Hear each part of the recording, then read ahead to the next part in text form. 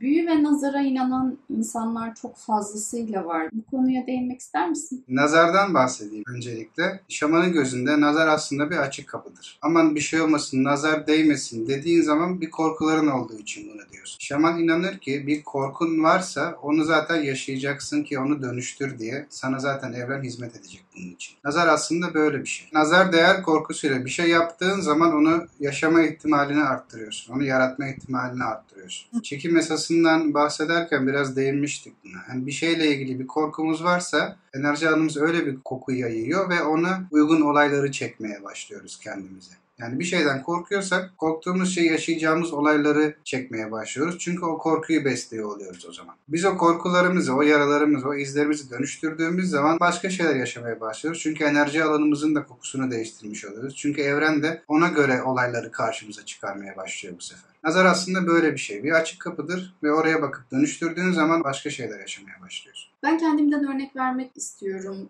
Nazara çok inanan birisiydim. Ya bunlarla büyüyen bir nesildim. Belki benim gibi birçok kişi vardır. Dediğin gibi bunu kapattıktan sonra artık öyle şeyler yaşamamaya başladım. Herhalde korkuyu dönüştürmek ve o kapıyı kapamak önemli galiba. Evet, nazar işte açık kapını gösteren şey. Bir şeyden korkuyorsan bir nazar boncuğu yapmak yerine o korkuyu çalışıyorsun. O korkunu dönüştürüyorsun. O zaman bir daha korkmana gerek kalmıyor. Çünkü o korkunu yaşatacak olaylar sana artık gelmiyor ve daha özgür olacağın olayları yaşamaya başlıyorsun. Ve büyüye gelirsek, söz büyüdür derler. Evet, doğrudur. Yani biri hakkında kötü bir şey düşündüğümüz zaman, bela okuduğumuz zaman, küfür ettiğimiz zaman bunu söylemek veya düşünmek de aynı şey. Yani o enerjiyi vermek önemli olan. Bunu yaptığımız zaman evet karşı tarafa bir zarar veriyoruz. Ama büyü, yani bela okumak, beddua etmek, lanet etmek bunlar aslında her zaman çift taraflı çalışıyor. Birine beddua ettiğimiz zaman o insan da etkilenir ama eden de etkilenir. Ve bu beddualar, lanetler nesilden nesile de aktarılabilir. Genetik olarak bunların etkileri aktarılabiliyor çocuklara, onların çocuklarına, onların çocuklarına şeklinde. O yüzden bu aslında iki tarafa da zarar veren bir şey ve iki tarafı da azaltan bir şey. Bu kadar lanet, öfke olduğu zaman şaman önce bir durup kendine bakar.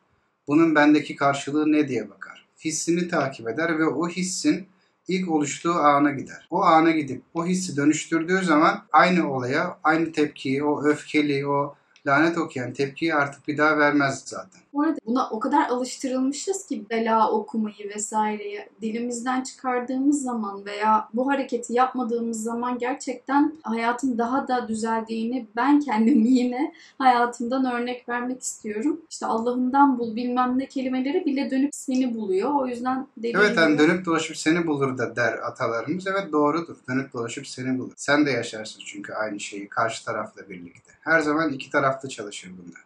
Ve bunlar büyüdür.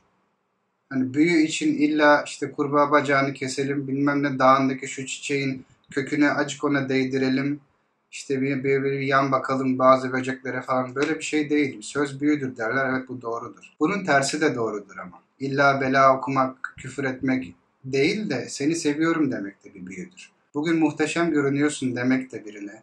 Bu da bir büyüdür. Yani büyü için illa bir sürü ekipman yapıp böyle bir düzen hazırlayıp bir şeyleri karıştırıp ocakta kazanda pişirip böyle bir şey değil. Büyü zaten gün içinde sürekli yaptığımız bir şey. Bir şeyi düşlemek de büyüdür.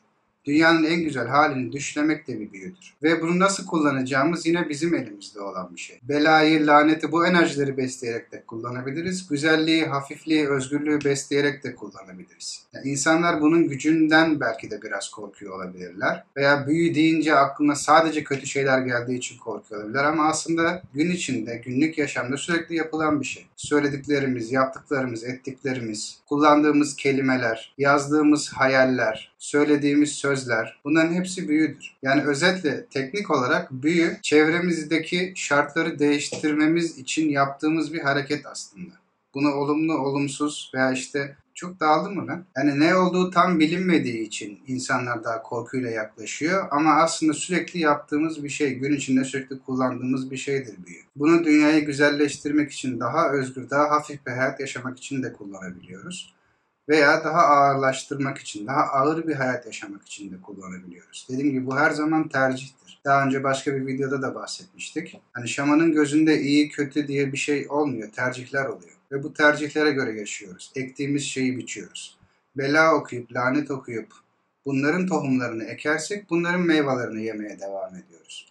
Ama o hisleri kendimizde bakıp karşılıklarını bulup kendimize dönüştürdüğümüz zaman bir daha aynı olayı yaşasak bile aynı tepkiyi zaten vermiyoruz. Aynı olay bizi o kadar rahatsız etmiyor veya aynı şekilde etkilemiyor bizi. Daha farklı etkiliyor, daha hafif oluyoruz. Yani özetle büyü ve nazar aslında birer yaratım. Bir şeyden korktuğumuz zaman o korkuyu yaşayacağımız olayları yaratıyor ve bunları yaşamaya başlıyoruz. Veya yeni bir şey yaşamak isteyip hayatımızı dönüştürdüğümüz zaman bir şeyi dönüştürmek de bir büyüdür. Hayatımızı yönlendirmek için kullandığımız aslında yöntemler, hareketler büyüdür. Yani özetle bela okumayalım, küfür etmeyelim, lanet etmeyelim hiçbir şeye. Kendimize dönüp o olayların kendimizde yarattığı hislere dönüp onları dönüştürelim. Ve güzelliği, daha hafifliği, daha özgürlüğü, dünyanın daha da zengin, daha da lezzetli bir yer olduğunu düşleyelim. Ve korkularımızı bir rehber olarak alalım. Onların bize işaret ettiği yerleri, gösterdiği yerlere girip oradaki yaralarımızı dönüştürelim. O zaman daha da güzel, daha da hafif olacak yaşamak.